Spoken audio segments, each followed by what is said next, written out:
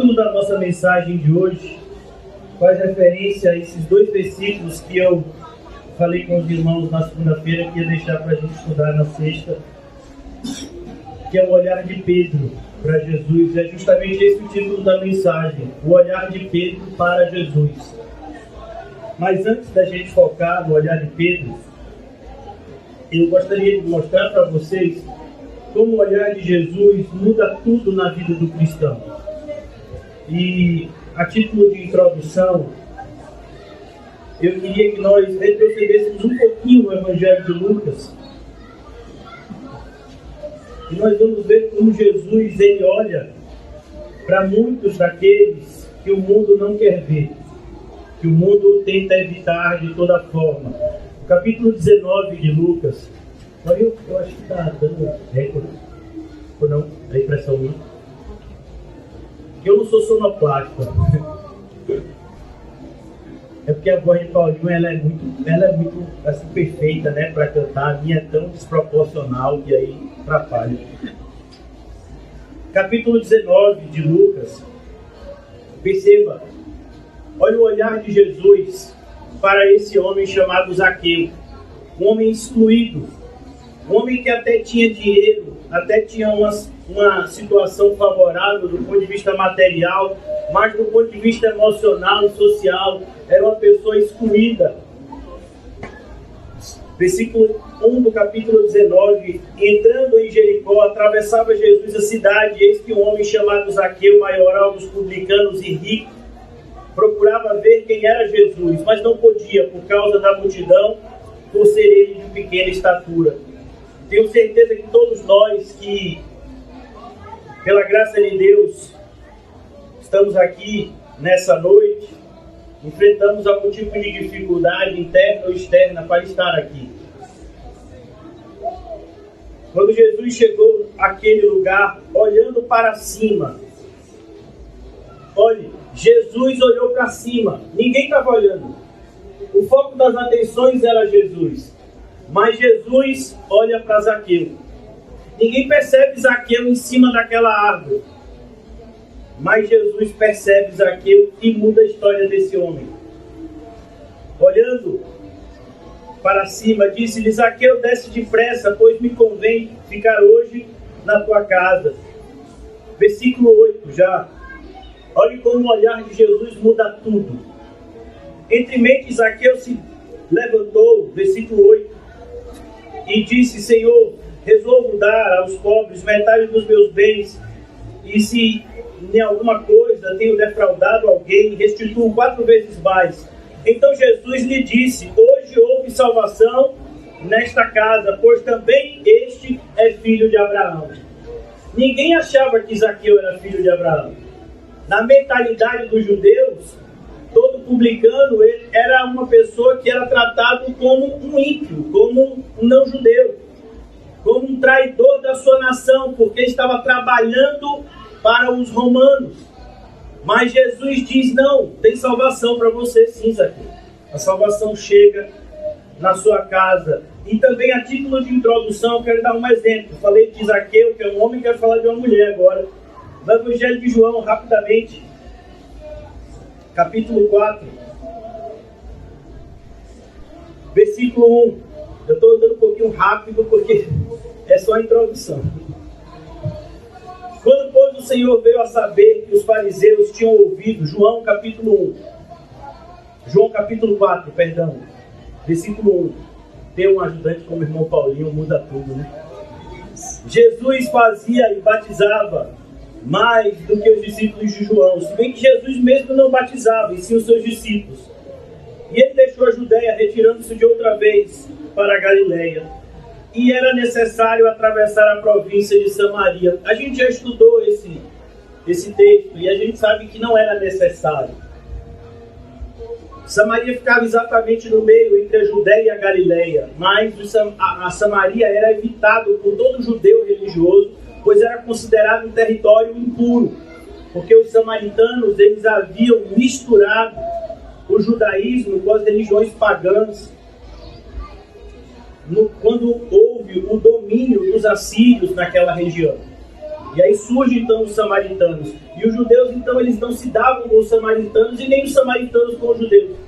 Então eles se evitavam mutuamente. Mas Jesus, mesmo sendo judeu, ele passa pelo meio de Samaria, demonstrando que a salvação é para todos os que creem, que não devemos ter nenhum tipo de preconceito, não devemos ter nenhum tipo, não devemos estimular nenhum tipo de separação. Muito pelo contrário, aqueles que creem no Evangelho devem se unir ao corpo de Cristo, que é a igreja, e então serem um com Cristo. Versículo 5. Chegou, pois, a uma cidade samaritana chamada Sicar, perto das terras de Jacó, a que Jacó dera ao seu filho José. Estava ali a fonte de Jacó. Cansado da viagem, assentara-se Jesus junto à fonte, por volta da hora sexta. Nisto veio uma mulher samaritana tirar água, e disse-lhe Jesus: dá-me de beber. Porque, pastor, aqui não fala que Jesus olhou para ela. E você acha que Jesus falou com essa mulher olhando para o outro lado?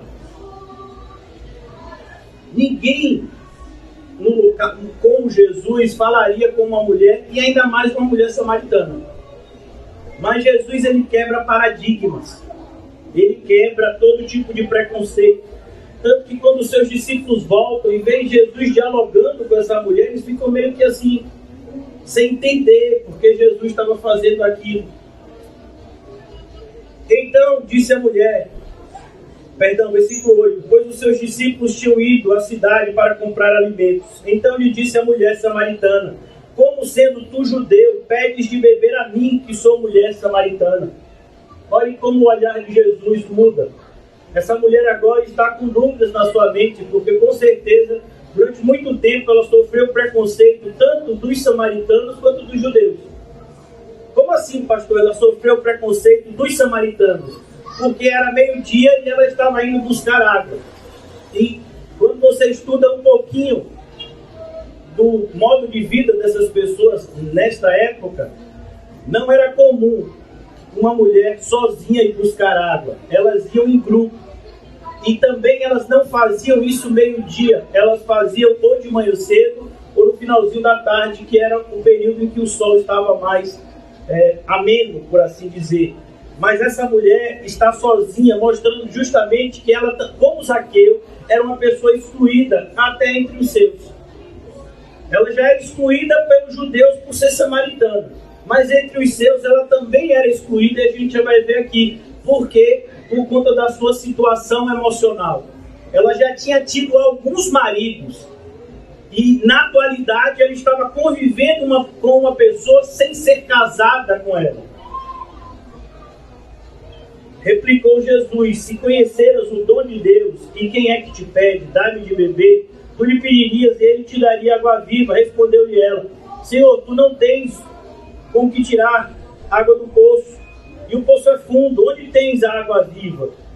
És tu, porventura, maior do que Jacó, nosso pai, que nos deu o poço, do qual ele mesmo bebeu, e assim também os seus filhos e o seu gado? Afirmou-lhe Jesus: quem beber desta água tornará a ter sede. Aquele, porém, que beber da água que eu lhe der, nunca mais terá sede. Pelo contrário, a água que eu te der será nele uma fonte a jorrar para a vida eterna. Olha que coisa. Quando nós abrimos o Evangelho de João, a gente fica admirado que os sermões, por assim dizer, os sermões mais profundos de Jesus, muitas vezes foram falados para uma pessoa. Nós que às vezes somos tentados a pensar quantitativamente e não do ponto de vista da qualidade, da essência. Disse-lhe a mulher: Senhor, dá-me dessa água para que eu não mais venha ter sede, nem precise vir aqui buscá-la. E disse-lhe Jesus: vai chamar o teu marido e vem cá. Por que Jesus disse isso? Porque Jesus queria mostrar para aquela mulher que sabia a situação de pecado que ela vivia. É importante a gente entender que por mais que Jesus chame o pecador, mas ele chama o pecador para abandonar o pecado. É impossível seguir a Jesus vivendo em pecado, porque o pecado e Jesus estão em direções contrárias. Ou você vai seguir a Jesus e abandonar o seu pecado, ou você vai abandonar Jesus e continuar a viver em pecado. Mas o pecador, quando encontrado por Cristo, ele abandona a vida de pecado e busca viver à sombra do seu Salvador. Vai, chama o teu marido e vem cá. Ao que ele respondeu: não tenho marido. Olha, como é que a gente faz normalmente, né? Quando a gente tem que admitir algum erro, a gente sempre faz de uma forma que não seja muito dura com a gente mesmo, né? Como às vezes você briga com alguém, aí você costuma dizer assim: pastor, eu briguei, mas foi porque ela me provocou, ou ele me provocou. Mas assim, você não brigou? Briguei. É pecado? Mas fulano me provocou. A gente atrapalha a nossa confissão tentando justificar o nosso pecado, porque nenhum pecado é justificado. Nós devemos resistir ao pecado e não justificar a ele. A mulher aqui, ela disse: eu não tenho marido. Jesus fala: bem disseste, não tem marido, porque 5 maridos já tiveste. Irmãos, até nos nossos dias é um negócio meio estranho, né? Se bem que nos nossos dias já está até se tornando normal, mas ainda assim é meio estranho. 5 maridos. Imagine isso naquela época. E este que agora tens não é o teu marido. Significa que essa mulher não estava sozinha. É um assunto que a gente pode tratar em outro momento, não é o foco agora. Mas se você não sabe viver sozinho, você nunca vai caminhar com Jesus direito. A gente vive numa sociedade que cada vez mais depende emocionalmente dos outros. E nós somos pessoas sociais. Nós somos criados para viver em sociedade. Mas nós não somos criados para depender dos outros. A nossa dependência tem que ser de Cristo. Então, quando a gente tem visto hoje essa realidade na igreja, pessoas que não sabem ficar sozinhas e aceitam relacionamentos abusivos. E aí depois querem sair desses relacionamentos abusivos cometendo mais pecado ainda. Como é importante, irmãos, a gente fazer as escolhas certas, na hora certa. Não se apresse em fazer escolhas que você vai ter que carregar por a vida inteira, como é o caso do casamento. Pois agora o que tens agora não é teu marido, isso disseste em verdade. Senhor, disse a mulher: vejo que tu és profeta, vossos pais adoravam neste monte, vós, entretanto, dizeis que em Jerusalém é o lugar onde se deve adorar. Disse-lhe Jesus: mulher, podes crer-me que a hora vem, quando nem neste monte e nem em Jerusalém adorareis o Pai.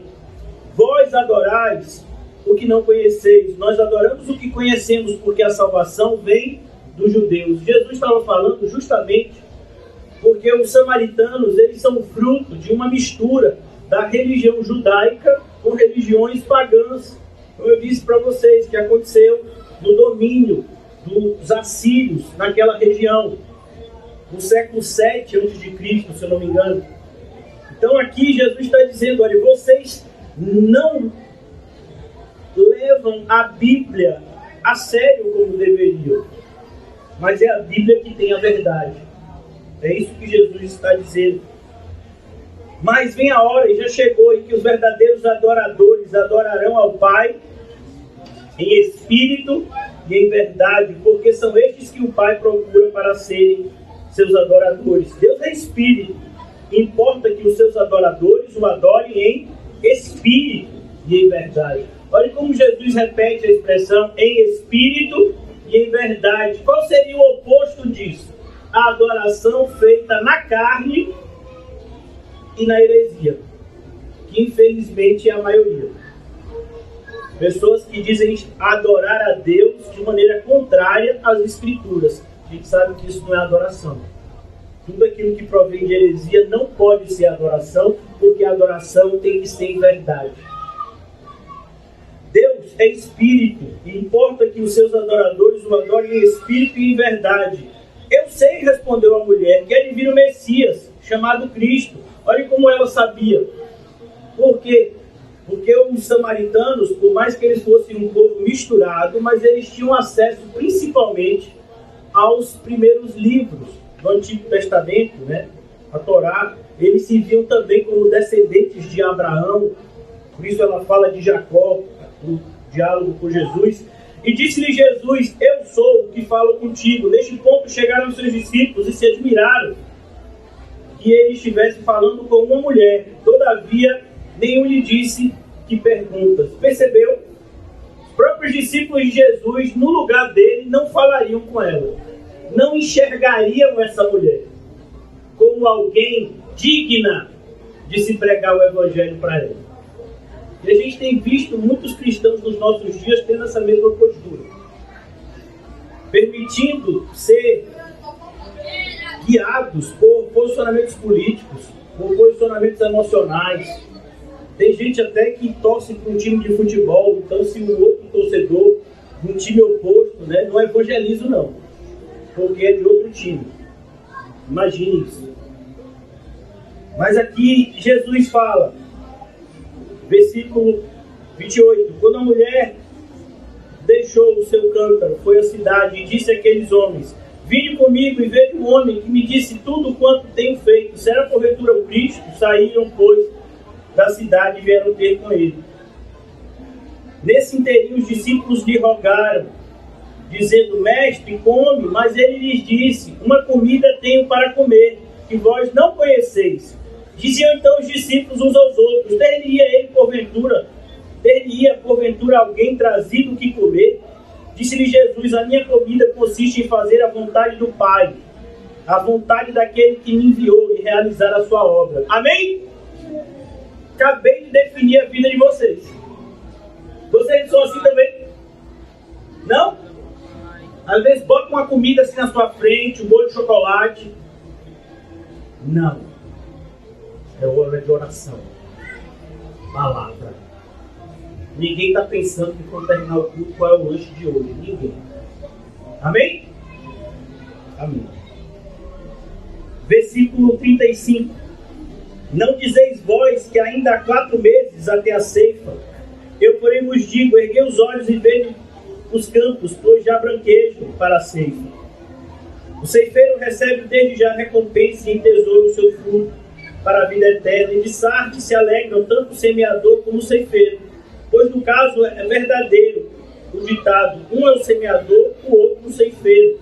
Aqui falando justamente entre a separação entre a colheita e o plantio. Eu vos enviei para ceifar o que não semeastes, outros trabalharam e vós entrastes no seu trabalho. Jesus está falando justamente não só de João Batista, que pregou um tempo antes, mas principalmente dos profetas do Antigo Testamento, que prepararam todo o caminho para a chegada de Jesus. E agora, concluindo aqui para a gente ir para o nosso texto.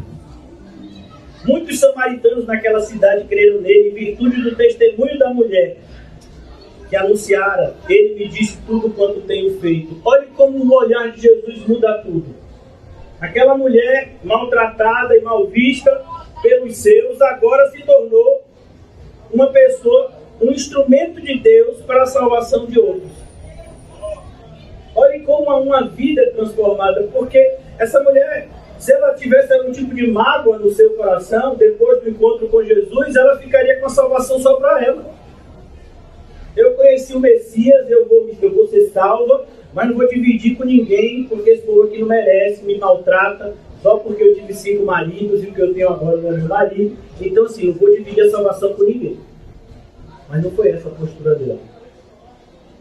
Quando a vida de uma pessoa é transformada, o apóstolo Paulo diz nas seguintes palavras: aquele que roubava, não roube mais, antes trabalhe para ter com o que acudir o necessitado. Às vezes a gente não se atém para o princípio que está nesse versículo. O princípio que está nesse versículo é o amor ao próximo. Quando você rouba, o que você está fazendo? Você está tirando algo de alguém, não é isso que é o roubo? Mas ele diz, como cristão, você não vai mais tirar, você vai acrescentar na vida daqueles que precisam. Assim é o cristão. Essa mulher que foi maltratada, quando Jesus fixou o seu olhar nela, ela teve a sua vida transformada e ajudou no processo de salvação de outros, que, diga-se de passagem, não gostavam dela. Então, é preciso que a gente entenda como o olhar de Jesus precisa mudar as nossas vidas. E aqui, agora, voltando para o nosso texto de hoje, que é esses 2 versículos, 3, na verdade, 60, 61 e 62 de Lucas 22. Jesus aqui só trazendo os irmãos agora para a cena. Jesus foi preso. Durante a prisão de Jesus, ele já está sofrendo violência, como a gente passou até o filme, na Paixão de Cristo, na segunda-feira, um trechozinho do filme. Se Deus permitir, na segunda-feira a gente vai passar também outro trecho. E a gente percebe como Jesus está sendo tratado com violência, com agressão. E ele não fez nada para isso, muito pelo contrário. Ele só fez o bem para aquelas pessoas. E Jesus está agora na casa do sumo sacerdote. Não era para ser assim. Todo julgamento devia ser feito no Sinédrio. Mas tudo isso está sendo feito com premeditação para matar Jesus. Afinal, eles já tinham decidido que Jesus precisava ser morto. Porque eles tinham muito receio que as pessoas seguissem a Jesus, seguissem as suas verdades. Eles tinham receio, principalmente do ponto de vista financeiro. O amor ao dinheiro continua sendo a raiz de todos os males. E aqui, o apóstolo Pedro, ele segue a Jesus, mas ele segue de longe, como diz o evangelista Lucas.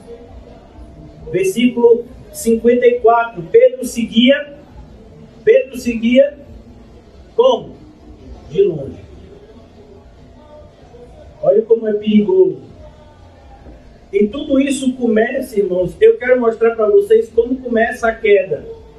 A queda começa quando nós começamos a pensar a nosso respeito de uma maneira diferente da que Jesus revelou quem somos. Versículo 31 desse mesmo capítulo 22. Simão, Simão, eis que Satanás vos reclamou para vos peneirar como trigo. Olha o aviso de Jesus. Simão, todos vocês vão ser tentados. Todos vocês vão ser tentados a me abandonar.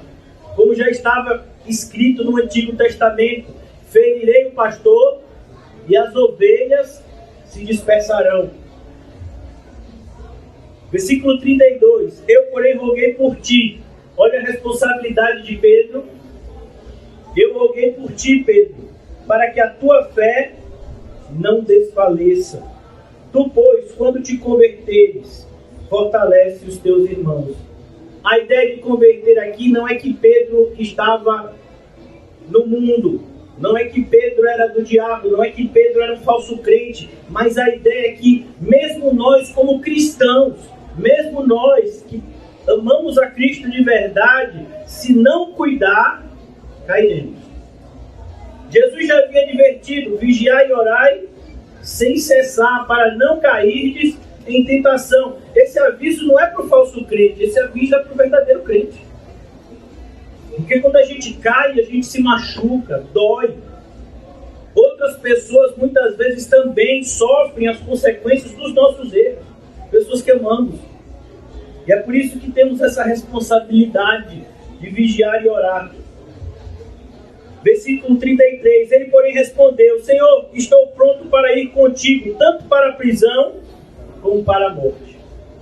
Olha o perigo de você fazer uma confissão que você não está preparado. Como muitas pessoas na igreja, eu já falei aos irmãos, né, esses últimos dias eu acho que eu estou melancólico. 12 anos de pastor, vou fazer agora. Quantas pessoas, elas se apressam em dizer assim, eu quero pegar no arado, sem entender a responsabilidade. Por quê? Porque pegar no arado é ótimo. Se você foi chamado para fazer isso cedo, que maravilha. Eu particularmente conheci o verdadeiro evangelho em um ano. No ano seguinte, menos de um ano, eu já estava pastoreando. Então, Mas é preciso que você entenda a responsabilidade que você está assumindo. A gente tem vivido numa geração onde as pessoas acham que ser omisso e ser irresponsável em relação ao ministério com a igreja não vai trazer consequências, vai trazer consequências eternas. Justamente porque as consequências não são visíveis, as pessoas acham que o Senhor Jesus não está vendo. Ele está vendo e está sendo tudo anotado. Todos vocês já conhecem os livros que serão abertos no dia do juízo, descrevendo a ação e a omissão de cada um de nós. Cada um será julgado diante do tribunal de Cristo pelas suas obras. Olha o alerta, irmãos.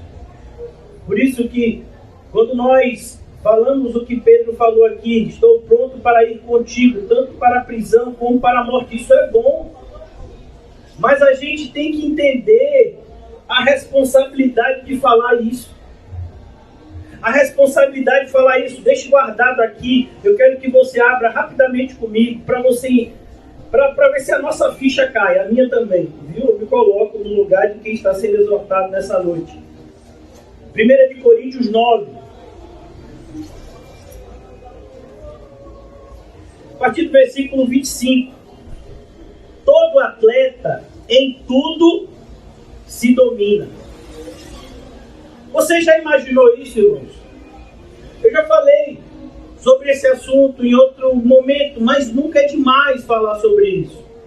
O que eu estou falando? Santificação, sem a qual ninguém verá o Senhor. Uma vida transformada, uma vida onde os frutos do Espírito são vistos.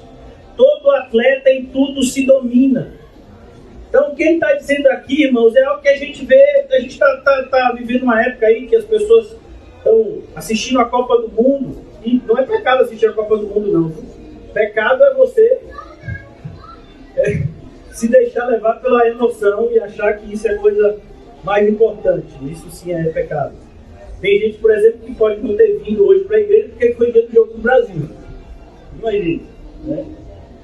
Isso é pecado. Então, se a pessoa quiser ficar com raiva de mim porque eu disse isso, todo atleta em tudo se domina. Eu assisti um filme recentemente, e é um filme baseado em fatos reais. Mais uma vez, outro filme que eu assisti, que não fala diretamente do cristianismo, mas foi um tapa na cara, na minha cara, viu?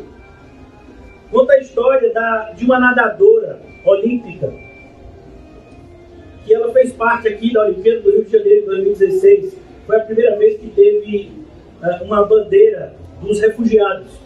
Foi aqui na Olimpíada do Brasil, se eu não me engano.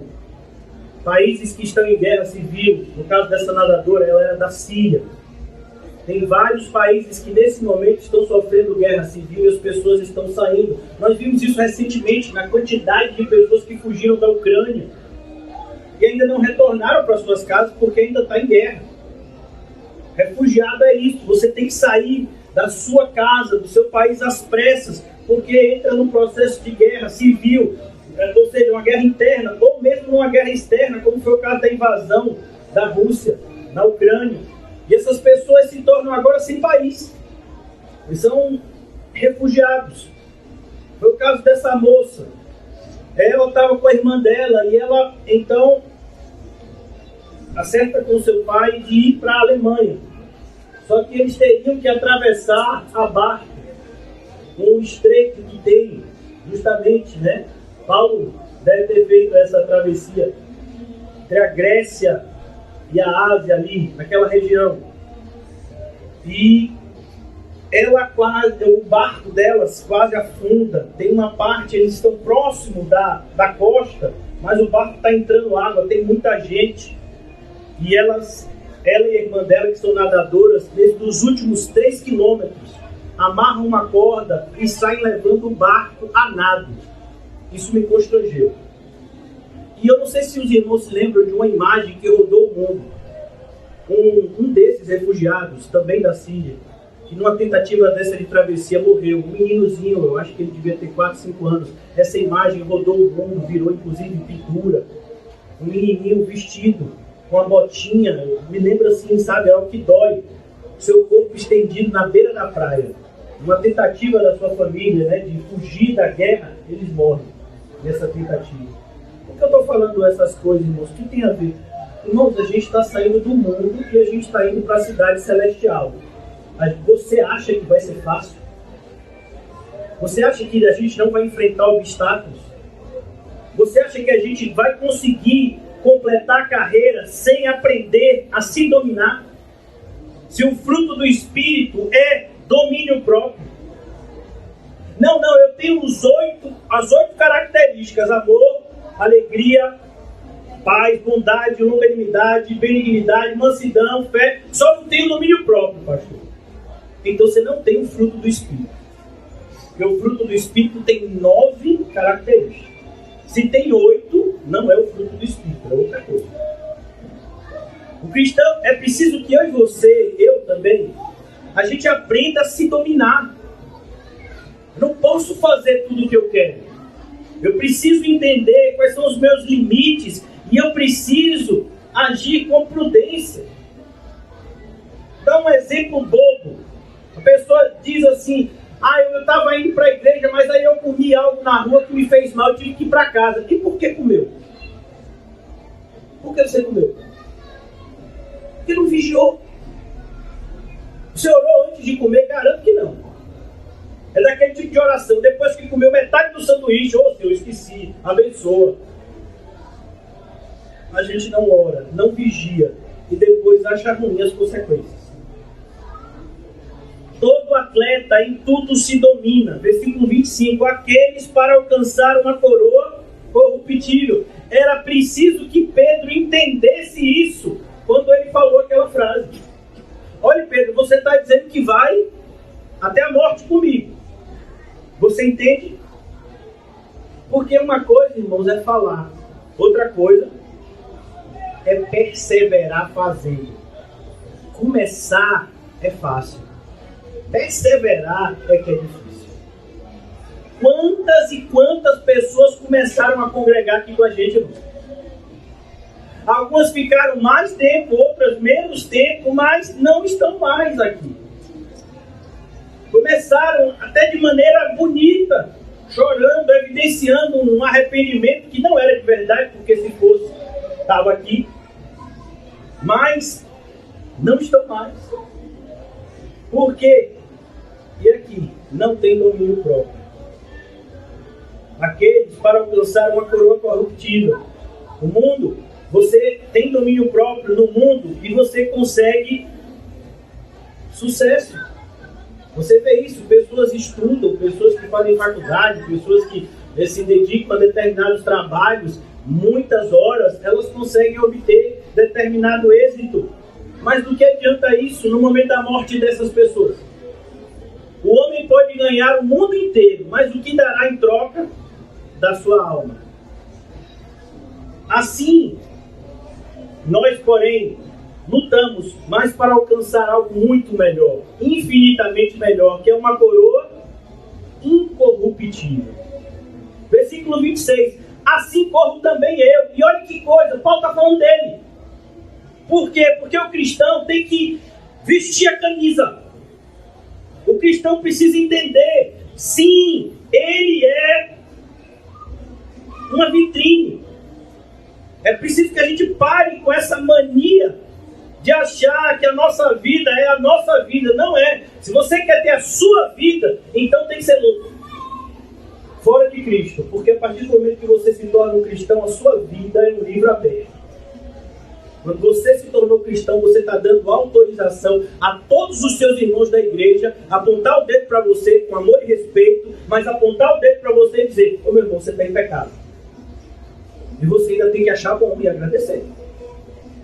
Não gosto que ninguém fale da minha vida, então você não pode ser cristão. Quando o Senhor Jesus disse que a gente é colocado em cima no velador, é isso. Todo mundo vai olhar. E tem que olhar e tem que ver Cristo na gente. É preciso que que a gente dê exemplo de Cristo.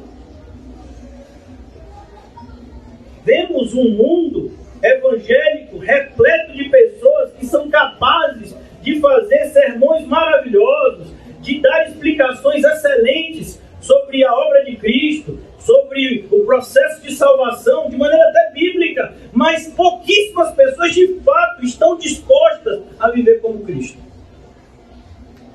E se você é um discípulo de Cristo, você tem que viver como Ele, e não só falar como Ele.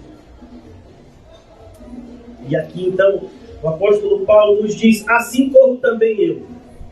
O apóstolo Paulo não estava andando, não estava passeando, ele não estava de férias. Ele estava correndo uma carreira, que quando chega lá em 2 de Timóteo, ele fala, eu completei a carreira, eu corri até o final, eu guardei a fé, e agora eu vou receber a coroa. Assim corro também eu, não sem meta. Percebe como o cristão não está perdido? Ele sabe para onde está indo. Ele sabe o que tem que fazer e o que tem que deixar de fazer. Se você ainda está perdido, irmãos, é um motivo de preocupação redobrada.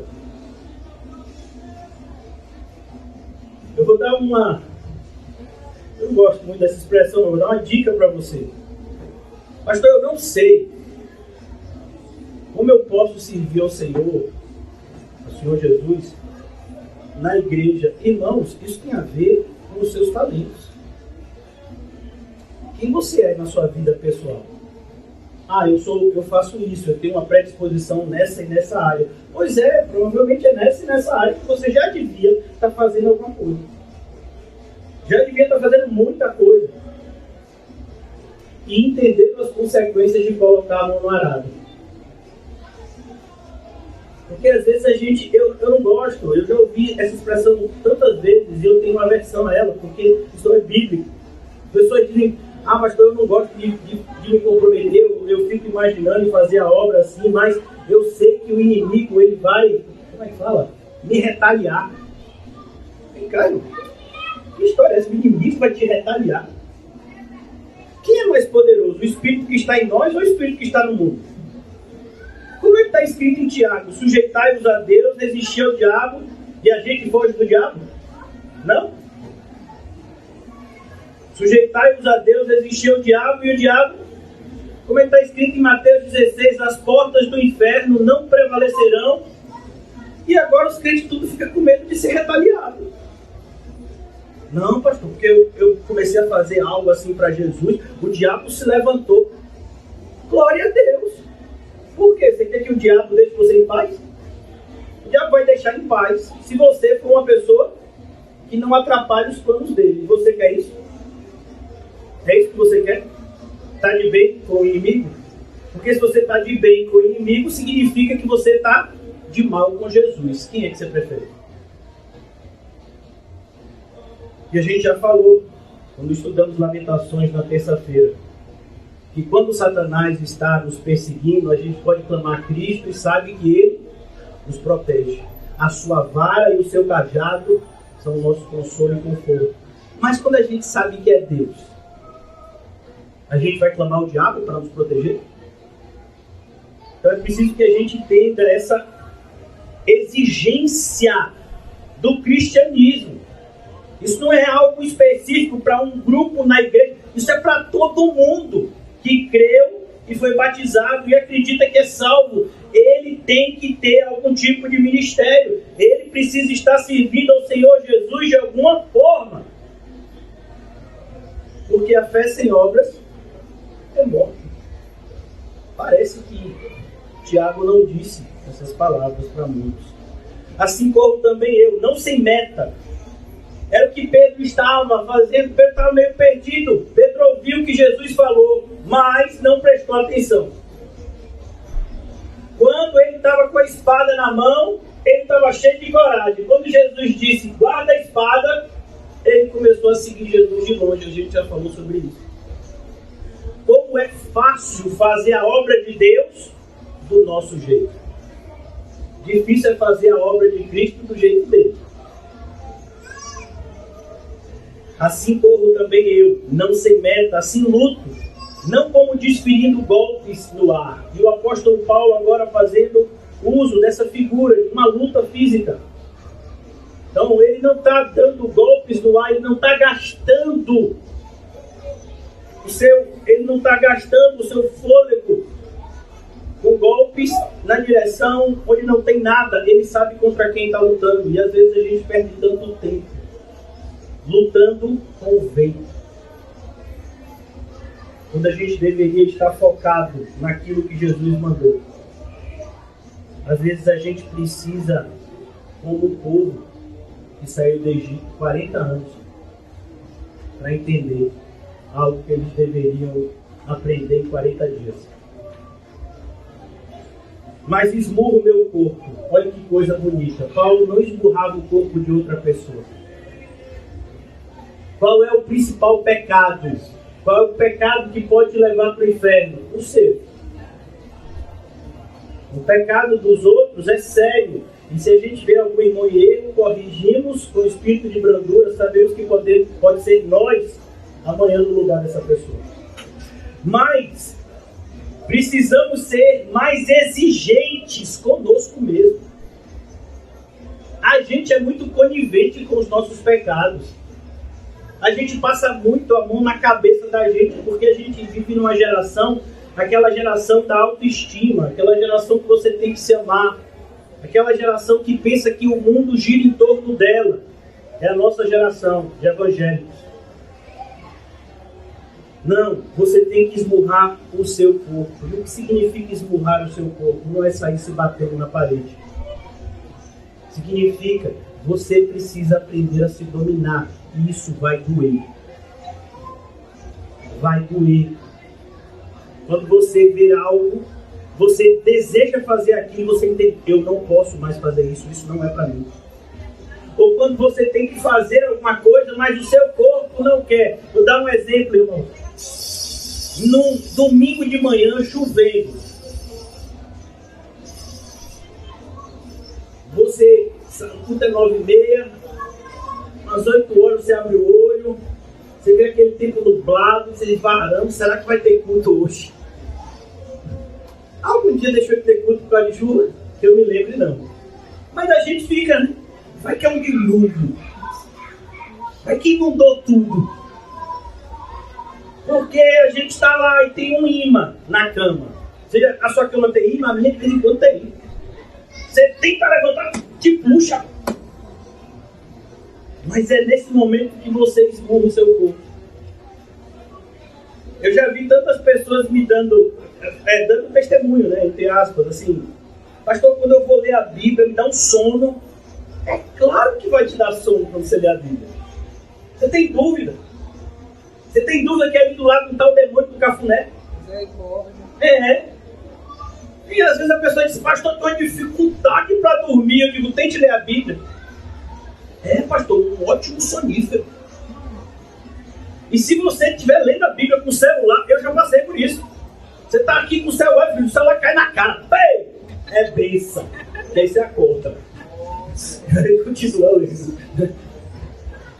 Pastor, eu vou orar assim e ver um monte de pensamento errado na minha cabeça. E aí eu paro de orar. Por que você para de orar?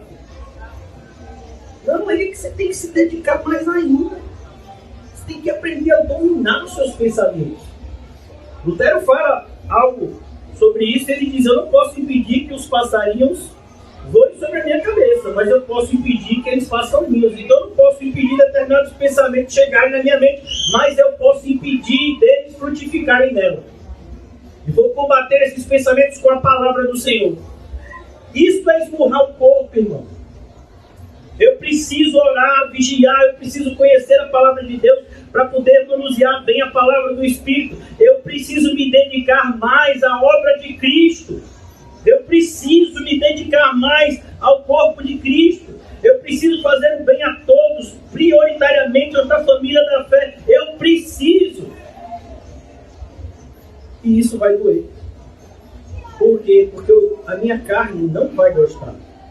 Paulo fala sobre essa guerra da carne e do espírito. É o que está acontecendo lá no pátio do sumo sacerdote. O apóstolo Pedro está lá. Ele sabe que ele é um discípulo de Jesus. Ele está lá porque ele quer estar perto de Jesus. Ele quer ver o que vai acontecer com Jesus. Mas ao mesmo tempo a carne dele está falando: Pedro, você vai morrer, Pedro. Olha, Pedro, você cuidado. A sua carne vai dizer: se você morrer, você não vai poder ajudar ninguém. Então você dá uma mentirinha aqui, você dá uma blasfemadazinha assim de leve. Porque é muito melhor você vivo para você ajudar alguém amanhã, ajudar alguém com o seu mau testemunho. Então aqui, eu esmurro o meu corpo e o reduzo à escravidão. Não é bonito isso? Você precisa entender, a sua mão não é maldita, mas ela pode se tornar instrumento de maldição. A sua boca, a minha boca, a nossa língua foi feita para louvar a Deus, mas ela pode ser usada para propagar mentiras e heresias diabólicas. Então, a gente precisa reduzir o nosso corpo à escravidão, de maneira que o meu corpo tem que servir aos propósitos de Cristo. Como Paulo fala na carta aos Gálatas: não sou eu mais que vivo, é Cristo que vive em mim. Para que, tendo pregado a outros, olha o perigo. E aqui Paulo está falando, porque essa carta é muito severa. Paulo está exortando de maneira muito dura os cristãos de Coríntios, mas ele não deixa de exortar a si mesmo também. E ele está dizendo: porque eu corro o risco, o mesmo risco de vocês que tropeçaram aqui em Coríntios, eu corro também. De tendo pregado a outros, não venha eu mesmo a ser desqualificado. Isso é possível? Claro que é. Está escrito em Mateus 7: Senhor, em teu nome profetizamos. A palavra profecia, ela pode ser usada também como pregação. Senhor, eu preguei tanto a tua palavra, mas você estava desqualificado, porque você vivia em pecado. Você não esmurrou o seu corpo. Então aqui, irmãos, voltando agora para Lucas 22, a queda de Pedro começa aqui. Quando ele não dá devida atenção ao alerta de Jesus, e pelo contrário, ele faz uma promessa que ele não estava disposto a cumprir. Um outro exemplo que a gente podia ter para despertar temor em nosso coração, como despertou temor no coração dos cristãos no começo da igreja, o exemplo de Ananias e Safira. Ninguém obrigou, ninguém disse: é preciso vender e dar o dinheiro. Mas eles tentaram enganar. Eles tentaram fazer isso e enganar. Não, a gente vai vender, a gente dá uma parte, outra parte a gente guarda. Não tente enganar ao Senhor. Jesus não se permite ser zombado. Então aqui, versículo Lucas 22, agora o versículo aqui é 34. Mas Jesus disse: afirmo-te, Pedro, que hoje 3 vezes negarás que me conheces antes que o galo cante. Olha que coisa. Se Jesus disse isso, é porque vai acontecer.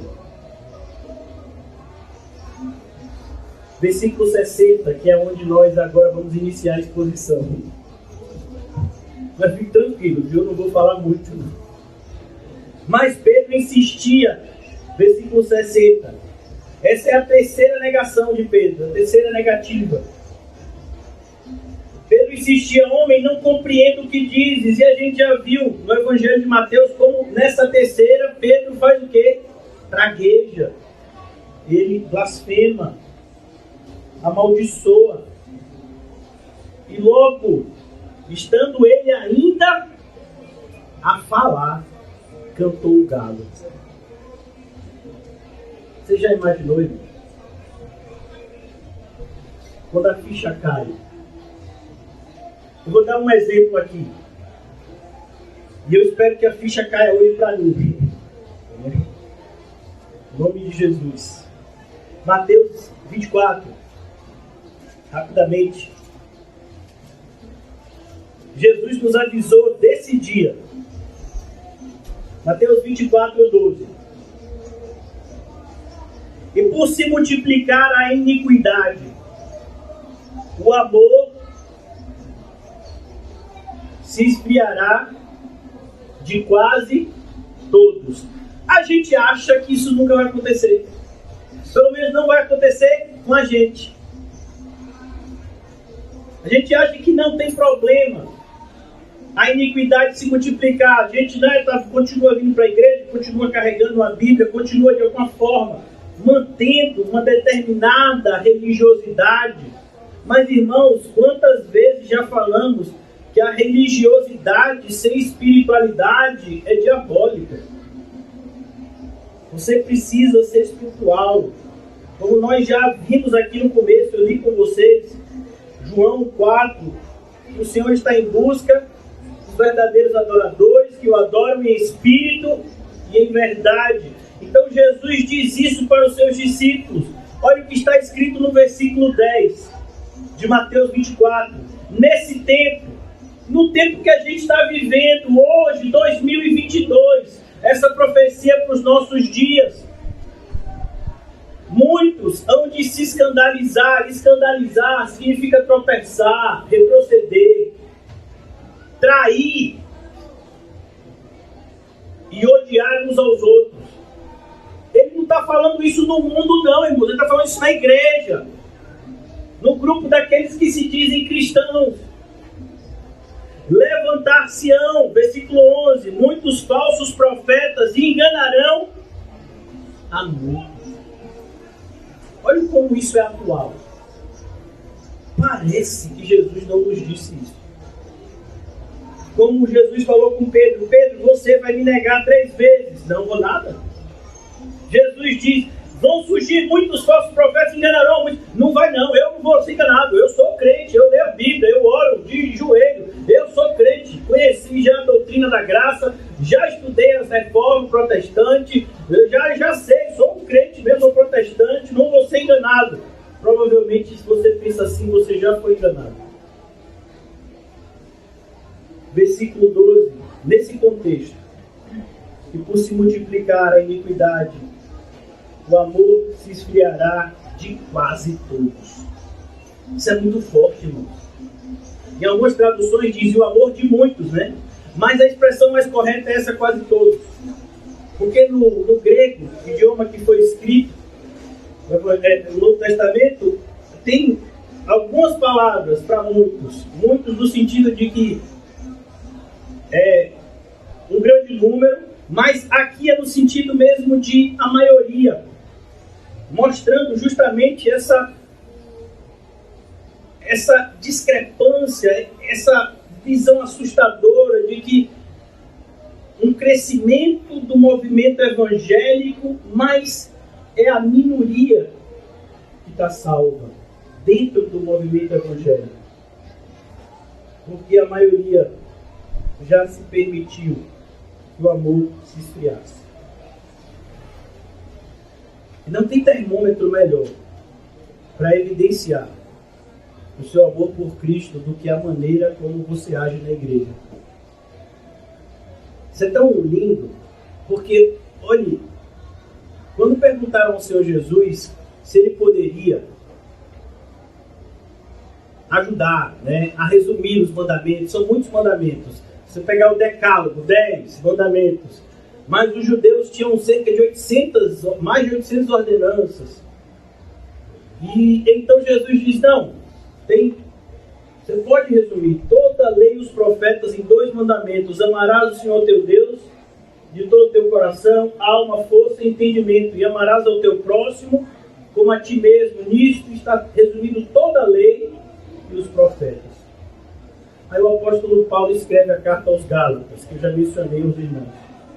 E ele diz no capítulo 5: aquele que ama o seu irmão cumpriu toda a lei. Você diz assim: não, mas não pode, porque Jesus falou outra coisa. Não, Jesus falou isso, a mesma coisa. O que o apóstolo está dizendo é: a maneira como você ama o seu irmão é o que vai te dar certeza se você está amando ao Senhor Jesus de todo o coração, alma, força e entendimento. Porque dizer que você ama a Jesus de todo o coração, alma, força, entendimento, a gente pode fazer isso como Pedro. Eu estou disposto até a morrer por ti. E poucos minutos depois, está negando. É a maneira como você vê o seu próximo, a maneira como você trata ele. Por isso, aquele que ama o seu próximo cumpriu toda a lei. E aqui, concluindo essa passagem aqui, em Mateus 24, aquele porém que perseverar até o fim, perseverar, viu o que eu falei? O problema não é você iniciar na caminhada cristã, o problema é você perseverar. Na parábola que o Senhor Jesus conta como a mãe das parábolas, por assim dizer, que é a parábola do semeador, são 4 tipos de solo. Só um dá fruto. Mas se você perceber, 2 germinam. O solo rochoso nasce logo. A pessoa recebe com alegria, mas na primeira dificuldade se entristece e retrocede. A semente que cai no meio de espinhos, a pessoa também recebe, a semente também nasce, germina, mas ela não dá frutos, porque os espinhos a sufocam. E Jesus diz, os espinhos são as preocupações do mundo. Aquele, porém, que perseverar até o fim, tem que perseverar e tem que ser até o fim. Por isso que eu sempre coloco no grupo. Às vezes o pessoal pensa assim, o pastor copia e cola. Não, cada vez eu coloco palavra por palavra. E ali é para mim também, em primeiro lugar. O Senhor me ajudar a perseverar até o fim. Na caminhada, irmãos cristãos, a gente tem muitos momentos assim de êxtase espiritual. A gente acha maravilhoso ser crente quando a gente tem uma experiência com Jesus. Mas tem momentos na caminhada cristã que a gente fica enfraquecido. É nesses momentos que o verdadeiro crente e o falso crente são vistos. No momento de dificuldade, o verdadeiro crente vai perseverar, mesmo tendo que esmurrar o seu próprio corpo. Mesmo tomando prejuízo, mesmo sendo mal visto, mal quisto. Mas ele sabe uma verdade. Para quem iremos? Se só o Senhor tem a palavra de vida eterna. Versículo 14: será pregado este evangelho do reino por todo o mundo, para testemunho de todas as nações, então virá o fim. Porque eu fui até aqui, porque o fim vai vir. Um dia vai chegar o fim. E todas essas pessoas que saem desesperadas atrás de satisfação, atrás de segurança, de uma falsa segurança nas coisas do mundo, elas então verão como foi errado a maneira que elas escolheram, ou melhor, a maneira que elas fizeram as suas escolhas. Um exemplo para elucidar o que eu estou falando: o jovem rico, ele escolheu as suas riquezas do que seguir a Jesus.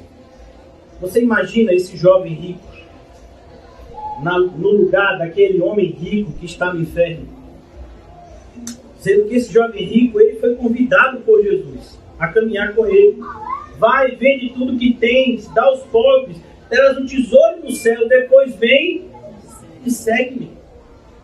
Imagine esse jovem rico fechando os olhos e acordando no inferno. Será que valeu a pena? Valeu a pena toda essa falsa alegria que o mundo promete? Essa alegria circunstancial que o mundo promete?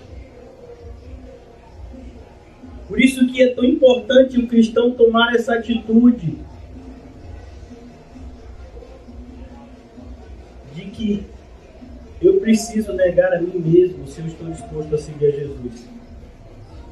Antes de eu concluir aqui, irmãos, já vou concluir, mas eu gostaria de abrir mais uma vez falando a respeito do que Paulo, pelo Espírito, tem a dizer nesse contexto que a gente está meditando aqui, do olhar de Jesus que nos salva. E o olhar de Jesus, porque eu estou passeando por tantos textos bíblicos, Porque cada texto bíblico que você lê, pode ser do Antigo Testamento ou do Novo, você tem que imaginar ele na voz de Jesus, diretamente no seu ouvido. A Bíblia toda é Jesus falando com a gente. A Paulo escreveu aos Gálatas, mas não foi Paulo, foi o Espírito Santo. Não foi a doutrina de Paulo, foi a doutrina de Cristo que ele pregava. E aqui na carta aos Gálatas, o apóstolo Paulo, ele fala a seu respeito, mas de uma forma a contagiar os outros.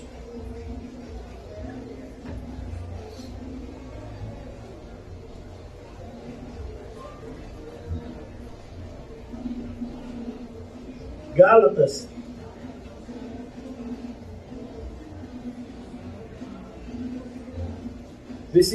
capítulo 6, versículo 14, amém? Já no finalzinho da carta. Mas longe esteja de mim gloriar-me, senão na cruz de nosso Senhor Jesus Cristo. Você entende o que é isso? Eu vou me gloriar na cruz do nosso Senhor Jesus Cristo. O que seria isso? Será que o apóstolo Paulo entendia que ele pegava um crucifixo, que o crucifixo abençoava a vida dele? Claro que não. O apóstolo Paulo está falando da mensagem da cruz, que a gente já falou na carta aos Coríntios, que é loucura para o mundo. Quando o apóstolo Paulo escreve aos Coríntios, ele diz no capítulo 2, quando eu fui ter com vocês, eu decidi nada saber, a não ser Cristo e este crucificado. E aqui ele diz, eu me glorio nessa mensagem. Eu me glorio em saber que cada sofrimento que eu passei pelo meu Senhor e pelo seu santo evangelho me identifica com ele. E testifica acerca da minha própria salvação. Cada vez que a gente foge do sofrimento, irmãos, a gente está fugindo de Cristo. Cada vez que a gente se afasta por conta de alguma decepção, significa que a gente está seguindo Jesus de longe como Pedro. Mas longe esteja de mim gloriar-me, senão na cruz de nosso Senhor Jesus Cristo. Aceite o sofrimento. Aceite o sofrimento por amor a Cristo e ao Evangelho como algo que vai fazer bem à sua alma.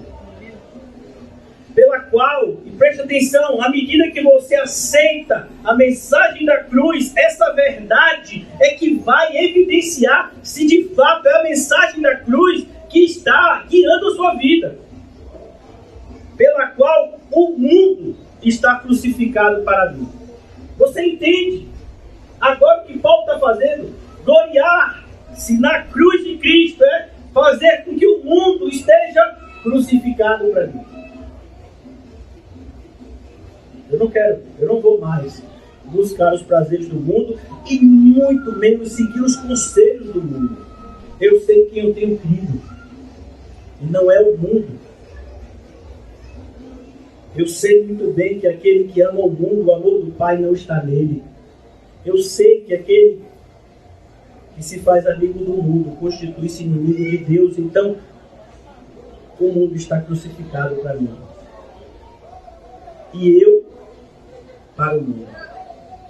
Percebe como é uma via de mão dupla? O mundo está crucificado para mim e eu para o mundo. Eu acho interessante um autor cristão chamado A.W. Tozer. Ele tem um texto sobre a crucificação e sobre ele fala um pouco sobre essa passagem também, e ele diz que o crucificado ele tem 3 características. O crucificado, irmãos, ele só olha para uma direção. Porque o crucificado ele está ali, ele não pode olhar para trás, ele só pode olhar para frente. Segundo lugar, irmãos, o crucificado não tem mais planos. Você acha que alguém está ali na cruz? Eu acho que eu vou marcar com o soldado romano para jantar comigo à noite. Ou avisa tal pessoa que hoje eu estou aqui pregado na cruz, mas amanhã eu vou estar no café da manhã, viu? Terceiro lugar, o crucificado sabe que vai morrer. Você está crucificado? Porque se você está seguindo aí nos seus planos, significa que você não está crucificado. Não com Cristo. E aqui Paulo agora conclui essa linha de raciocínio, falando a respeito desse sinal que os judeus tanto valorizavam, que era a circuncisão. Pois nem a circuncisão é alguma coisa, e a gente podia falar hoje no contexto evangélico, o batismo. É importante você ser batizado? É uma anomalia o que tem acontecido de pessoas que frequentam igrejas evangélicas por anos e dizem, eu ainda não senti assim de me batizar. Aí você pergunta para a pessoa, você fala para a pessoa, então você sabe que você está indo para o inferno, né? Eu sou crente. Mas se você está dizendo que não sentiu de se batizar, isso significa que o Espírito Santo não habita em você. Porque se o Espírito Santo habitasse em você, você estava igual o eunuco com Filipe. Se tem água, por que você não me batiza logo, Filipe? O que é que impede? Então, pessoa que está na igreja e não quer se batizar, pode ter certeza que não é salvo. Isso é fato, irmão. Qualquer coisa contrária a isso é você rasgar a Bíblia. Agora, também é importante a gente entender que não é porque você é batizado que você está salvo automaticamente. Quem faz isso são os católicos, e para isso tiveram que inventar o purgatório. Os católicos acreditam que quando você é batizado, você é salvo. Eles têm até... Olha, o catolicismo é um negócio diabólico, viu? Se você estuda, você fica ainda mais aterrorizado. Eles inventaram até um lugar para os bebês que nascem e não são batizados, e morrem antes de serem batizados. Tem um lugar que vão esses bebês. Eu me esqueci o nome agora. Eu acho que é Limbo o nome, Limbo. Mas se a pessoa foi batizada, por isso que batiza desde bebê no catolicismo. Porque se você é batizado, significa que você faz parte do povo da aliança. Então, mesmo você vivendo uma vida de demônio, você não vai para o inferno porque você é batizado. Aí você vai para um lugar chamado purgatório, para pagar pelos seus pecados, sofrendo nesse lugar. O próprio purgatório vem dessa ideia de pagar. Então, significa que Cristo não morreu pelos nossos pecados. Se eu preciso purgar por ele, pois é, mas o catolicismo acredita. É por isso que tem missa de 7º dia, missa de 30 dias, porque todos esses sacrifícios que os católicos supostamente fazem abreviaria o tempo dessa pessoa que está no purgatório. A gente sabe que não tem ninguém no purgatório até porque ele não existe. Ou está no inferno ou está no céu. Mas olhe como os falsos profetas se multiplicam, como a gente já leu. Versículo 15, só para concluir. Pois nem a circuncisão é alguma coisa, nem a incircuncisão, mas o ser nova criatura. Irmão, você é crente, então você tem que ser uma nova criatura. Se Deus mandar você sair do seu emprego, saia. Meu Deus, viu o pastor falar isso? É isso mesmo. Mas se Deus não mandar, continue. Mas o que eu quero te dizer é que o que Deus mandar você fazer, você tem que fazer. Não importa as consequências disso. A gente tem vivido numa geração de pessoas que se dizem evangélicas desde que o ser evangélico não custe nada para elas. Nenhum tipo de sofrimento, desagrado. É como a gente tem visto até no nosso próprio meio. Pessoas que vêm no culto quando dá. Eu não vou falar algo que é comum da minha pessoa falar. A verdade. Se você vem no culto quando dá, é melhor você nem vir. Porque você está apresentando uma falsa adoração ao Senhor. Eu estou dizendo isso para você sair da igreja. Eu estou dizendo isso para você ficar firme na igreja. Porque a Bíblia diz, ou você seja quente, ou você seja frio. Porque se você for morno, eu te vomitarei na minha boca. Se eu não falar essa verdade para vocês, eu não estou cumprindo o meu papel. Pois nem a circuncisão, nem a incircuncisão é alguma coisa, mas o ser nova criatura. E a todos quantos andarem de conformidade com essa regra, entendeu? Olha o que Paulo está dizendo. É preciso que quando você lê o texto, você entenda o que está implícito nele. Existe aqui uma verdade implícita no texto, que é aquele que não anda em conformidade a essa regra, não pode esperar ter paz. Se ele diz, e a todos quanto andarem de conformidade com esta regra, paz e misericórdia sejam sobre eles e sobre o Israel de Deus, é um grupo específico. Ou seja, quem não está inserido nesse grupo específico não pode esperar ter paz e misericórdia da parte de Deus. E aí ele conclui dizendo, quanto ao mais, ninguém me moleste, porque eu trago no corpo as marcas de Cristo. Olha a importância de você viver uma vida onde haja evidência da sua eleição. E nada evidencia a eleição de um cristão, a não ser a santificação. É a santificação que evidencia se de fato a nossa eleição aconteceu. Voltando agora para o capítulo 22 de Lucas, concluindo já. O galo cantou, é o final do versículo 60, como Jesus havia predito, versículo 61. E aqui, irmãos, é o olhar que muda tudo. O que eu acho mais interessante é que, irmãos, eu não sei se você fica maravilhado quando você lê isso aqui, mas eu fico, porque Pedro está num lugar que está cheio de gente. Jesus está dentro da casa e também tem um monte de gente lá. Jesus está cercado de soldados, alguns inclusive batendo nele justamente. Mas Deus separou na eternidade esses poucos segundos onde o olhar de Jesus se fixaria com o olhar de Pedro. Não tem coincidência na sua vida e na minha. Aquele dia que você recebeu aquela mensagem, aquele dia que você fez aquela oração e que você ouviu aquele chamado do Senhor no seu coração, não foi coincidência. Não existe coincidência na nossa vida. O que existe é o propósito de Deus. Aos que de antemão conheceu, a estes predestinou. Aos que predestinou também chamou. Aos que chamou, justificou. E aos que justificou, glorificou. Como disse Martin Lloyd-Jones, são elos de uma corrente que jamais podem se partir ou se quebrar. Se o Senhor predestinou, se o Senhor chamou, você é justificado e você será glorificado. Tanto que ele fala o verbo glorificar já no passado, no sentido de algo cumprido, mesmo a gente ainda estando aqui. É o mesmo princípio que está em Filipenses, quando o apóstolo Paulo olha para os irmãos e diz, porque aquele que começou a boa obra em vós, há de aperfeiçoá-los até a sua volta. E aqui esse processo de aperfeiçoamento está acontecendo na vida de Pedro, mas eu quero te dizer que isso não é indolor. Muito pelo contrário, é doloroso.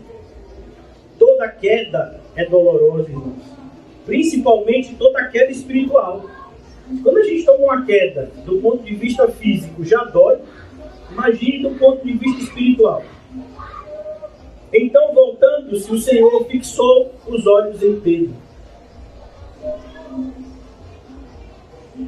E Pedro se lembrou da palavra do Senhor. Não sei se você consegue perceber a perfeição, inclusive a perfeição das palavras. O que foi que Pedro se lembrou? Da palavra do Senhor. Quando é que um crente de fato se arrepende? É quando ele é convencido do pecado, da justiça e do juízo. Quando é que um crente é santificado? Por meio de que o crente é santificado? Por meio da verdade. A tua palavra é a verdade. Olha a importância, irmãos, de nós ouvirmos pregações bíblicas, de nós estudarmos a palavra de Deus, de nós termos uma vida de oração, para que estejamos em plena comunhão com o nosso Salvador e que essa comunhão com o nosso Salvador jamais seja perdida, ainda que por pouco tempo, não, jamais seja perdida. Então, voltando, o Senhor fixou os olhos em Pedro. Mais uma vez, a iniciativa é de quem? de Jesus. É o Senhor que se preocupa com Pedro. E o que a gente vê aqui é como a palavra de Jesus se cumpre sempre e sempre. Versículo 32 de Lucas, o que foi que Jesus disse para Lucas? O que foi que Jesus disse para Pedro? Pedro, eu roguei por ti. Era isso que Jesus estava fazendo, mesmo sofrendo como ele estava sofrendo, preso, sofrendo escárnio, cuspe, todo tipo de atrocidade, mas ele está rogando por Pedro. Você entende que nós somos indesculpáveis quando deixamos de orar uns pelos outros? Normalmente a gente deixa de orar uns pelos outros, principalmente quando a gente está cheio de problemas. Isso é um grande erro, irmãos, porque se a gente está cheio de problemas, só quem pode resolver os nossos problemas é Jesus. E a melhor forma de nós apresentarmos a nossa oração é mostrando para Jesus que nós temos uma visão coletiva da nossa vida. Você pegar orações como a oração de Neemias, como a oração de Daniel, você vai ver como eles oram de maneira coletiva. O próprio Isaías, quando viu o Senhor, lá no capítulo 6, ele diz: Senhor, eu sou um homem de impuros lábios e que moro no meio de pessoas de impuros lábios também. Como é importante que a gente esteja nessa conexão uns com os outros, que evidencia se de fato nós estamos conectados com Cristo. Vou falar, irmãos, muito direto, é impossível uma pessoa se dizer cristã se ela não ama verdadeiramente os seus irmãos de fé. E não evidencia isso. O próprio Senhor Jesus, ele deu uma lição para todos nós que nos deixa indesculpáveis. Jesus está pregando, está muito cheio o lugar em que ele está pregando, e aí chega na porta quem? A sua mãe e os seus irmãos e irmãs. Não é assim que está escrito? E aí chegam até Jesus e dizem: Jesus, a sua mãe, seus irmãos, sua família está lá fora lhe chamando. Qual é a resposta de Jesus? Eu já vou? A minha mãe, os meus irmãos e irmãs são aqueles que ouvem e obedecem à voz do Pai que está no céu. Aí uma pessoa diz: não, eu estou deixando de fazer as coisas assim para a igreja porque sabe como é, eu tenho família. Irmãos, nós temos família, mas qual é a família que vai passar a eternidade com você? Façamos o bem a todos, mas prioritariamente aos... Parece que não tem isso na Bíblia. Parece que não tem, pelo menos para alguns. Então, voltando-se o Senhor, fixou os olhos em Pedro, e Pedro se lembrou da palavra do Senhor.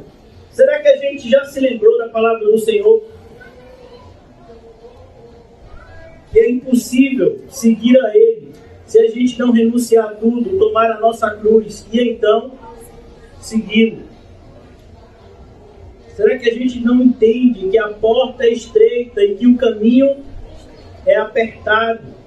Será que a gente não entende que as raposas têm os seus covis, os pássaros têm os seus ninhos, mas o Filho do Homem não tem onde reclinar a sua cabeça? Será que a gente não entende que devemos deixar os mortos enterrar os seus próprios mortos? Quanto a nós, devemos seguir a Jesus e pregar o seu Evangelho. Será que a gente não entende que se a gente pegar no arado e olhar para trás, a gente não está apto para o chamado? Todos esses são alertas do Senhor Jesus para aqueles que se propõem a segui-lo. A gente precisa se lembrar, irmão, de cada alerta que o Senhor Jesus nos dá na sua palavra. Como lhe dissera: hoje 3 vezes me negarás antes que cante o galo. Então Pedro, saindo dali, chorou amargamente. Olha a diferença entre a atitude de Pedro e a atitude de Judas. Perceba como Judas ele procurou se retratar.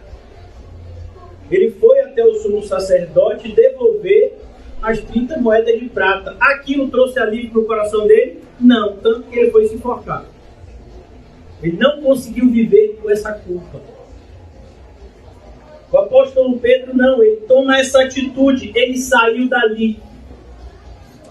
E essa expressão sair é muito importante, porque ele estava no meio de pessoas que ele não deveria estar. Mais uma vez o alerta que se faz sempre necessário, nunca é em demasia o seu aviso. Todo aquele que andar com o mundo será corrompido pelo mundo. As más companhias corrompem os bons costumes. Então a primeira atitude de Pedro correta foi qual? Sair dali. Ele precisava sair dali. Ele não estava no lugar certo. E a segunda atitude, ele chorou amargamente. E não é só o choro, irmãos, porque a gente vai ver na Bíblia de gente que choraram e não encontraram perdão diante do Senhor. Mas a ideia aqui desse choro é que, de fato, Pedro viu quem ele era e ele se decepcionou consigo mesmo. Por que a gente sabe disso? Olha o que esse chorar amargamente produziu em Pedro, e é isso que eu quero mostrar para vocês. O título da nossa mensagem: o olhar de Jesus para Pedro. Como o olhar de Jesus para Pedro mudou a vida dele. Até então, irmãos, Pedro estava disputando com Tiago e João para saber quem seria o mais importante. Até então, Pedro estava dizendo que estava disposto a dar a vida por Jesus, mostrando que ele estava num patamar de superioridade em relação aos demais discípulos. Mas olha o que acontece. Lucas não fala sobre isso, mas Marcos fala. Eu queria abrir lá em Marcos.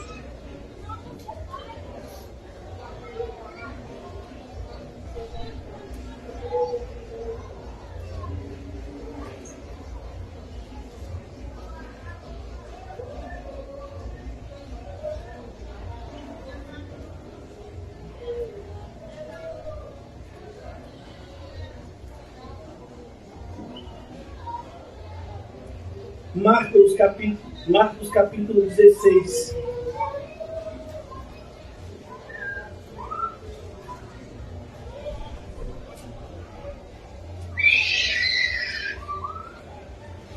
Marcos 16, a partir do versículo 6. Ele, porém, lhe disse: não vos atemorizeis, buscai Jesus o Nazareno, que foi crucificado. Ele ressuscitou, não está mais aqui. Veja o lugar onde o tinha posto. Versículo 7. Ide e dizei a seus discípulos. Só isso? E a Pedro. Por que o nome de Pedro aqui está de maneira particular?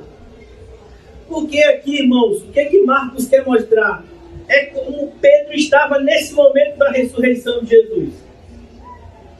O verdadeiro arrependimento, irmãos, vai produzir um fruto no coração de um cristão que é chamado de humildade. Quando uma pessoa está arrependida, ela nunca vai se orgulhar de nada. O apóstolo Pedro, que se via lá em cima, agora ele não se acha nem no direito de ser contado discípulo. Tanto que se ela volta e diz: olha, o Senhor está chamando os discípulos, Pedro não se levantaria, ficaria sentado no mesmo lugar. Eu não sou digno, Senhor, de ser chamado seu discípulo, porque eu neguei. Avisa os meus discípulos, avisa, e dizei a seus discípulos e a Pedro que ele vai adiante de vós para a Galileia, e lá o vereis, como ele vos disse. E eu quero concluir aqui, mostrando esse fruto na vida de Pedro, do olhar de Jesus, como é que isso muda a vida de uma pessoa. É um texto do Evangelho de João, o último capítulo do Evangelho de João, e é muito interessante, porque parece que o Evangelho de João acaba no versículo do capítulo 20. Capítulo 20, no versículo 30, diz assim, ó, na verdade fez Jesus diante dos discípulos muitos outros sinais que não estão escritos neste livro. Estes, porém, foram registrados para que creiais que Jesus é o Cristo, o Filho de Deus, e para que, crendo, tenhais vida em seu nome. Parece que acabou aqui.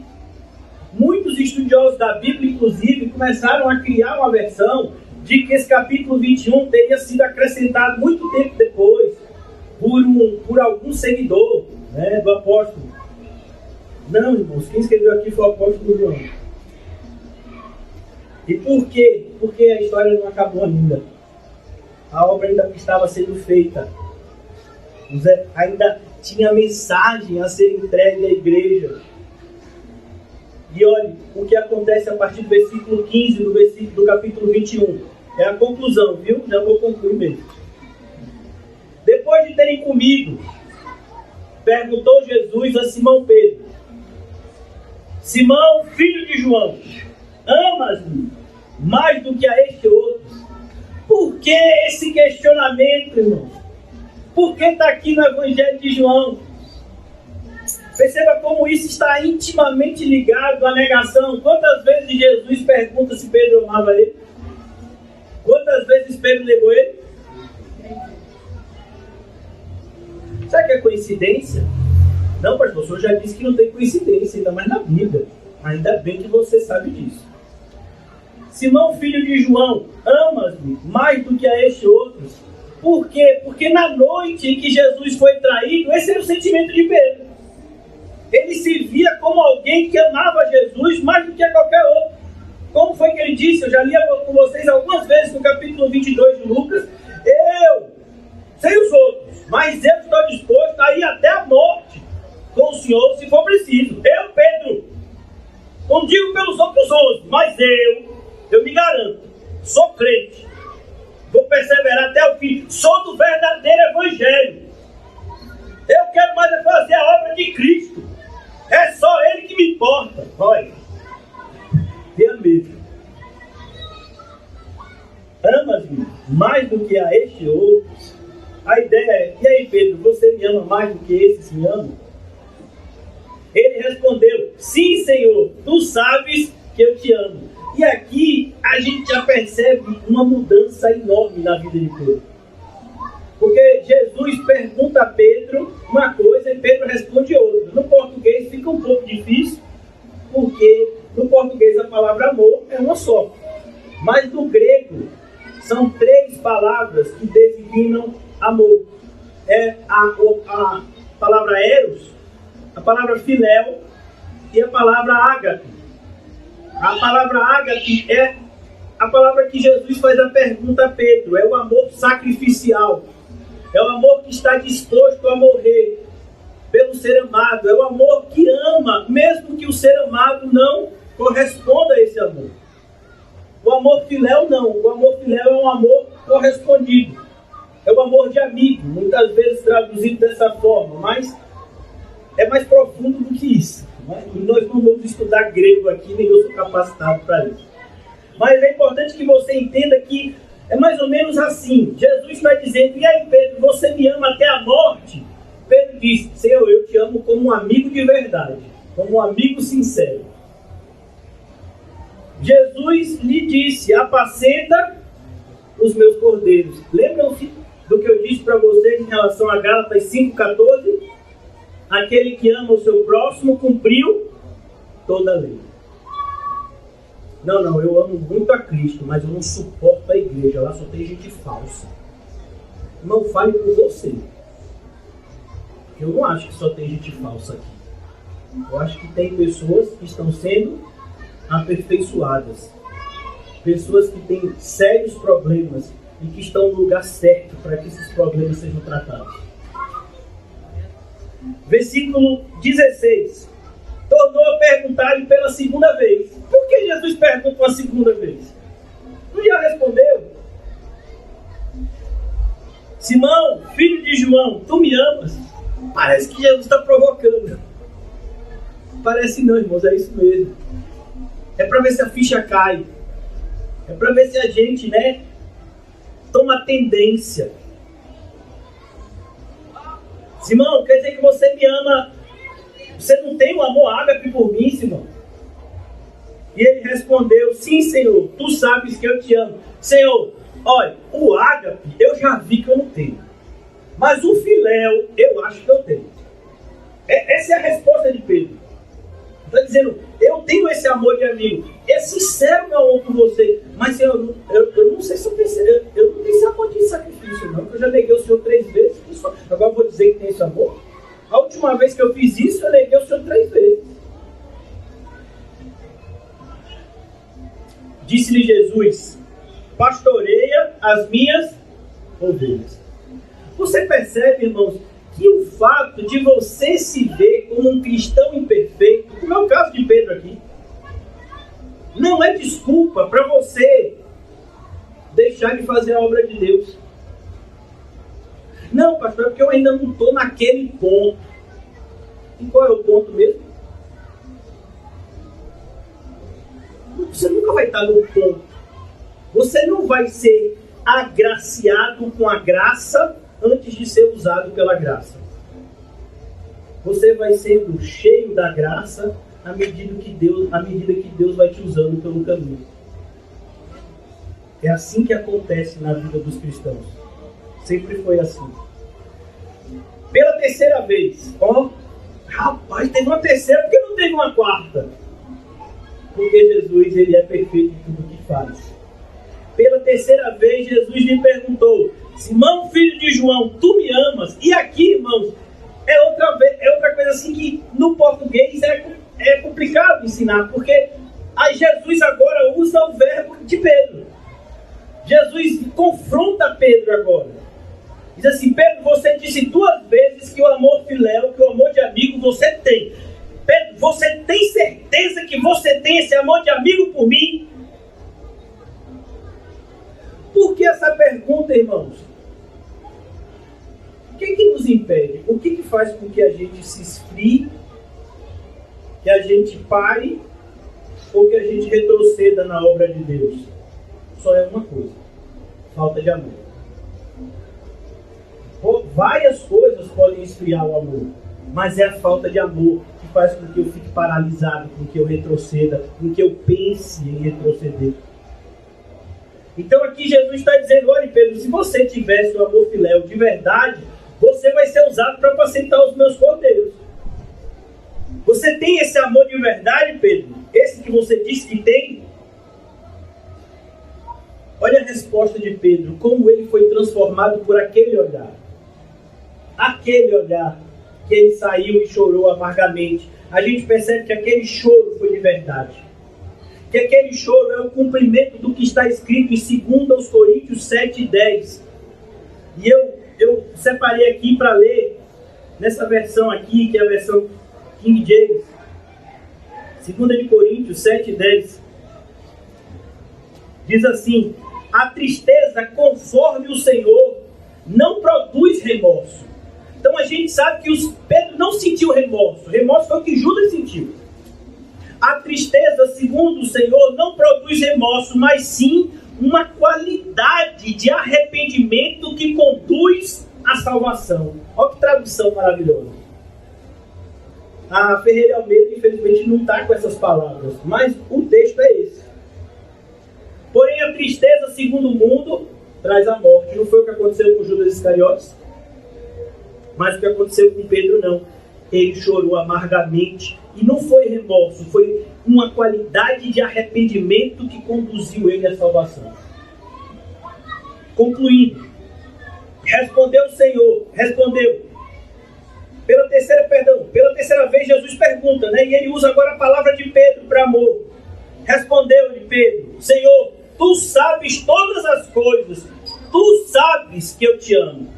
Olhe, como é uma pessoa arrependida de verdade, ela não confia mais em si. Toda a sua confiança está em Cristo. Pedro diz, Senhor, eu posso dizer aqui que te amo com amor filéu, e daqui a pouco está fazendo coisas que evidenciam o contrário. Não, Senhor. O Senhor é que sabe. Me diga aí se eu amo mesmo. Me diga aí, porque eu já sei que pela minha lente eu nunca vou fazer um autoexame correto. Eu preciso da tua lente, Senhor Jesus, para me ver. Por isso que em Hebreus 4:12 nós lemos, porque a palavra de Deus, ela revela os pensamentos e as intenções do coração. Quando a gente quer saber quem a gente é de verdade, é a Bíblia, que é o espelho que reflete quem somos de verdade. Então, a resposta de Pedro: tu sabes que eu te amo. Jesus lhe disse: apacenta as minhas ovelhas. E agora no versículo 18: em verdade te digo que quando eras mais moço, tu te cingias a ti mesmo e andavas por onde querias. Quando porém fores velho, estenderás as mãos e outros te cingirá e levará para onde não queres. Disse isto para significar com que gênero de morte Pedro havia de glorificar a Deus. Com que gênero de morte Pedro havia de glorificar a Deus. Eu acho interessante, porque, como eu disse aos irmãos, a gente tem vivido numa geração de evangélicos que os pregadores têm se esforçado em demonstrar aos supostos evangélicos que eles não precisam fazer muita coisa para que de fato eles evidenciem a salvação que Cristo conquistou na cruz. Mas, irmãos, isso é uma heresia. Uma heresia que a nossa geração pede. Pois a gente vive numa geração que busca os seus próprios interesses. Uma geração que tem pouco tempo para dedicar ao Evangelho. Uma geração que tem as suas prioridades fora da Bíblia, fora de Cristo. Então é necessário que os pregadores, eles produzam alguma mensagem que deixe essas pessoas confortáveis, mesmo elas não sendo novas criaturas. E a gente não pode jamais cair nesse engano. Foi esse engano que fez com que a maioria das pessoas que saíram da congregação saíssem.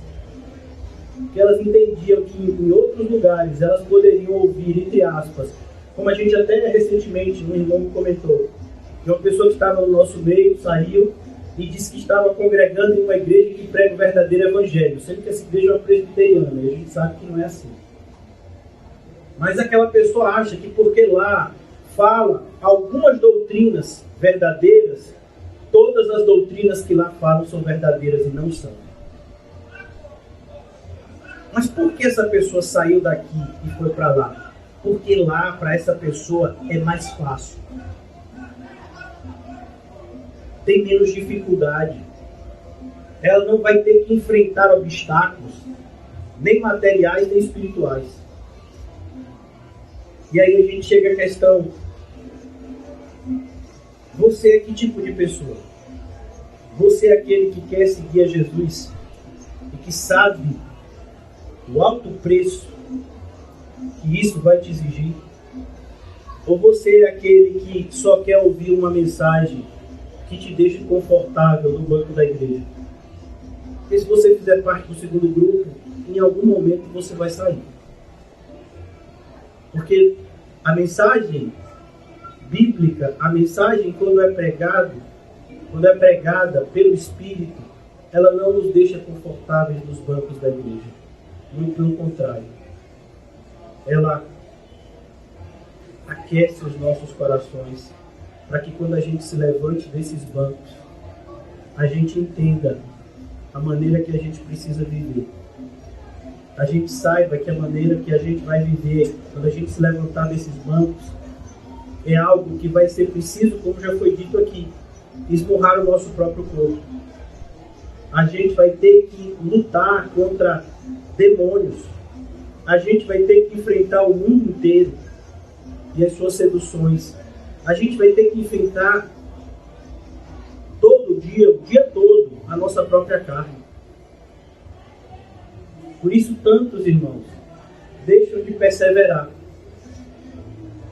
Mas é importante que a gente faça as contas. O Senhor Jesus, em um determinado momento, ele propõe 2 parábolas. E essas parábolas são muito importantes para que a gente possa refletir um pouco acerca das nossas escolhas diárias. O Senhor Jesus, ele primeiro diz das consequências de você não aceitar o Evangelho. Perdão, ele fala das consequências de você aceitar o Evangelho. Ele diz, cuidado, não aceite o Evangelho de uma maneira irresponsável. Olha, eu não disse aceitar Cristo, eu disse aceitar o Evangelho. Crer no Evangelho. Por quê? Para que você não se veja como uma pessoa que começou a construir a casa e não pôde completá-la. E se torne, então, motivo de chacota. Então você diz, então já que eu não tenho quantidade suficiente, então é melhor eu nem seguir, nem começar. Mas Jesus disse, cuidado. Se é danoso uma pessoa que começa e para, imagine aqueles que nem começam. E aí ele diz, qual é o rei que, sabendo que não pode vencer aquele outro que vem contra ele, não lhe propõe logo um tratado de paz? Então, como cristãos, é preciso que estejamos debaixo dessas verdades que se complementam. Seguir a Cristo vai exigir tudo de mim. Mas não seguir a Cristo vai me exigir muito mais. Quando eu fechar os meus olhos, eu vou perceber uma verdade que todos que já estão no inferno perceberam. Que 100 anos, 200 anos, se a gente vivesse tanto, carregando uma cruz ou sofrendo dificuldades aqui na terra, não são comparados com 5 segundos no inferno. Por isso, irmãos, isso vale para mim. A gente tem que parar de reclamar dos nossos sofrimentos e de inventar desculpas para nossa omissão em relação ao chamado cristão. E devemos nos dedicar desimpedidamente ao chamado de Cristo nas nossas vidas. Porque se de fato nós amamos a Cristo, nós apacentamos. Nós cuidamos uns dos outros e mais ainda, nós temos a responsabilidade de levar a mesma luz que foi acesa em nós para outros que ainda não tiveram a luz acesa. Isso é evangelismo.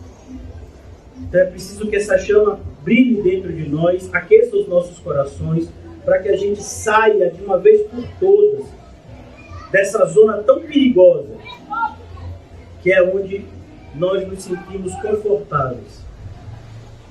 O caminhar cristão vai exigir da gente renúncia, vai exigir da gente lutar contra os nossos próprios interesses. Mais uma vez eu digo, mas vale a pena. Não só valerá a pena, já vale. Porque se nós temos a Cristo, nós temos tudo o que precisamos. Vamos orar. Ó Senhor Jesus, eu te peço perdão, Senhor, pela minha vida, pois eu não tenho me entregue como deveria. Eu oro também, Senhor, como igreja, me colocando, Senhor, ao lado de todos os irmãos e irmãs que sentem o mesmo sentimento que nós estamos fazendo muito pouco e que nós precisamos nos dedicar muito mais. Não para que sejamos salvos, porque não é assim que aprendemos na Tua Palavra, mas é porque nos sentimos constrangidos pelo Teu amor. O Senhor tem nos amado tanto e a gente tem demonstrado nosso amor por Ti tão pouco. Que não continue assim, Senhor. Que haja uma mudança real, significativa, visível nas nossas vidas. Que ela comece hoje, Senhor. Ajuda-nos a seguir os Teus passos, Senhor Jesus. O mesmo olhar que confrontou Pedro e que mudou de uma vez por todas a vida dele, faça o mesmo conosco nessa noite. E que a gente, ainda que a gente tenha que chorar amargamente, eu acredito que sim, possamos ser agraciados com esse sofrimento, que não gera remorso, mas que gera um tipo de arrependimento que leva à salvação. Preciso que a gente, Senhor, entenda que não te seguir como deveríamos é um grande pecado. Não nos deixa, Senhor, enganados na omissão, mas que a tua verdade, Senhor, nos tome de tal forma que dia a dia tenhamos a fome que o Senhor descreveu de fazer a vontade do Pai. Dai-nos dessa fome, Senhor. Dai-nos desse desejo de nos entregarmos a Ti desimpedidamente, acreditando que todo aquele que se aproxima do Senhor sabe que o Senhor existe e que é galardoador de todos os que o buscam. Ó Senhor, que a Tua verdade nos domine, que a Tua verdade afugente, expulse e expurgue de nós todo tipo de engano que ainda rondava os nossos corações. Em nome de Jesus, amém e graças a Deus. Amém, irmãos? Saúdem-se mutuamente e fiquem felizes, porque ainda que a gente tenha que chorar amargamente, o Senhor Jesus intercede por nós.